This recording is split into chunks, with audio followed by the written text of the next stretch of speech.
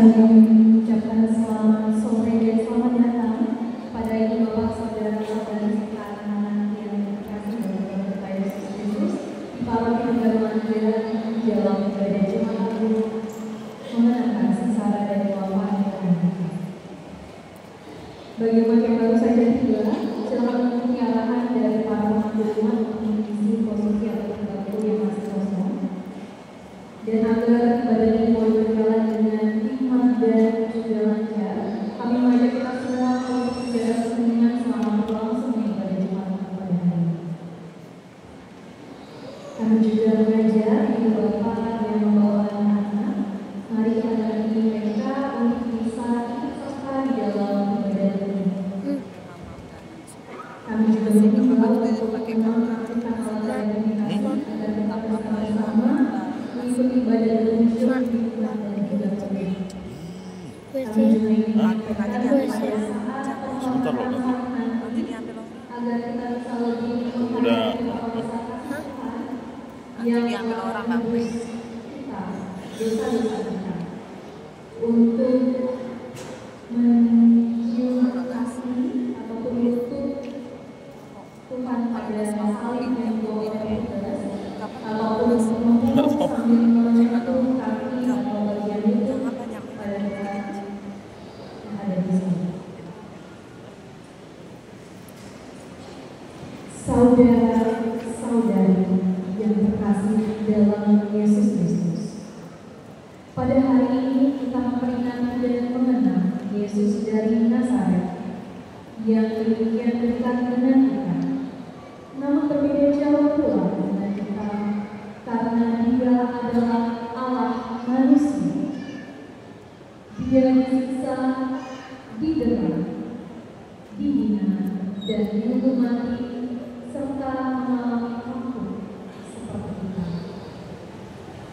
Akan tetapi segala penderitaan itu diterimanya dengan sukarela karena cinta kasihnya kepada kita. Kristus tidak melarikan diri dari penderitaan yang datang.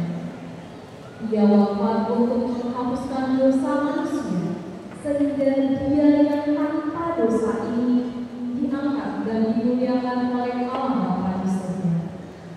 Maka jelaslah bahwa maut bukanlah titik punah, melainkan suatu awal kemenangan. Untuk itu, selayaknya lah pada hari ini kita dipenuhi rasa syukur dan gembira. Upacara ini akan terbagi dalam 3 bagian. Yang pertama, ibadah sabda untuk mengirimkan iman kita atas kekuatan wafat Kristus. Yang kedua, penghormatan salib untuk memusatkan perhatian kita pada salib sebagai sumber kebahagiaan. Yang ketiga, komunion untuk memberikan kesempatan memetik buah salib. Agar upacara dapat berlangsung dengan tenang dan tertib, dimohonkan agar semua alat telekomunikasi dimatikan. Saudara-saudara, marilah kita berdiri dan menghadap ke pintu utama untuk menyambut kedatangan imam dan para pelayan hidup.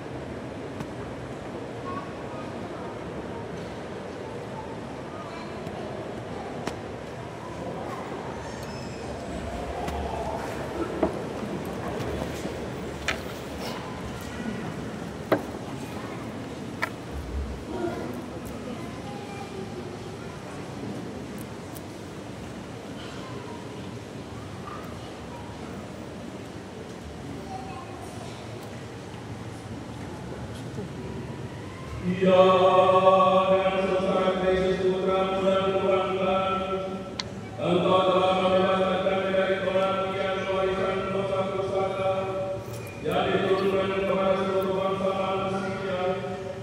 Perbahagian kami menjadi serupa dengan Dia, dan sebagaimana kami membawa roh diri kami ketika manusia tinggal di sejak lahir, demikian pula semoga kami membawa citra manusia surga hidup kekayaan Engkau yang kuduskan kami dengan pengantaran Kristus Tuhan kami.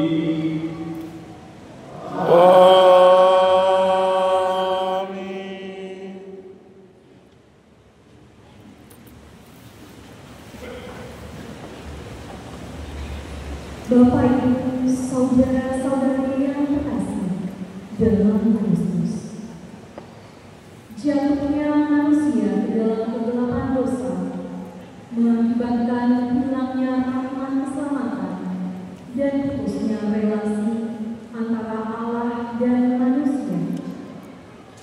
Namun, karena cinta yang demikian besar kepada manusia, Allah telah merelakan putranya sendiri untuk menjadi korban penyelip dosa. Korban Kristus ini telah menyelamatkan manusia dan merujuk kembali hubungan antara Allah dan manusia. Dengan ini, manusia dijadikan baru. Mari kita membuka hati untuk mendengarkan bacaan-bacaan suci berikutnya.